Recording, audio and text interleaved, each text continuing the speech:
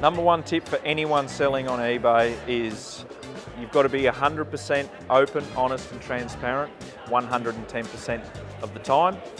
I'm going to give 2 tips. Pick, pack and post with love. New employees that work for Hooked Online, they say, wow, I've got to put this box inside a box with bubble wrap around it. It's a $10 item. And I go, yeah, but we don't know who's receiving that $10 item.